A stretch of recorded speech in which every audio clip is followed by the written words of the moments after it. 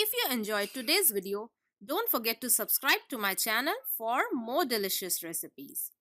Also, click on the notification bell so that you get notified each time I upload a new recipe on the channel. Hello, Namaste. There are few food items, especially street foods or chaats, that need you to have tamarind chutney or imli ki chutney. But do you have a recipe of perfect imli ki chutney? Worry not, because today I am going to share a very delicious tamarind chutney. So without wasting any time, let us start the making of delicious healthy tamarind chutney. Please note the ingredients needed to make tamarind sauce or imli ki chutney. List is also given in description below. First of all, we need tamarind or imli, that is without seeds or bina gutli wali imli.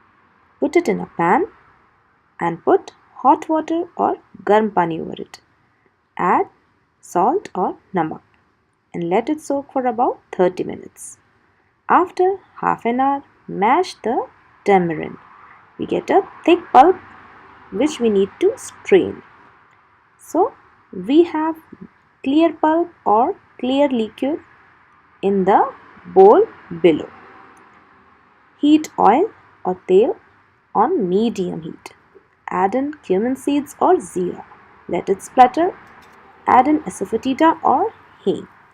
And when everything is very fragrant here, the asafetida and cumin, add in the tamarind water that has no seeds and no peels. Put jaggery or gur that has been powdered. Don't add too much of jaggery, this is enough. Now cook it uncovered on medium heat for about 15 minutes. It is very flowy, but as it cooks, it gets thick.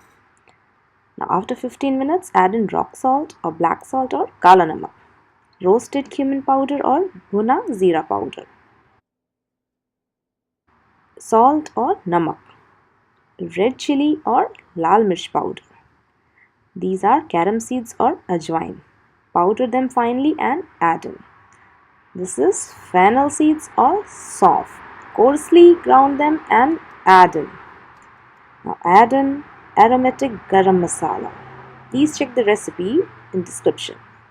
This is dry ginger powder or sant powder, and it is very important ingredient for this recipe. That's why this chutney or the sauce is also known as sant.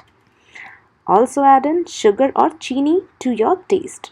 And now let this sauce or chutney cook on low heat for about 30-35 minutes.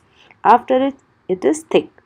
See, now let it cool completely.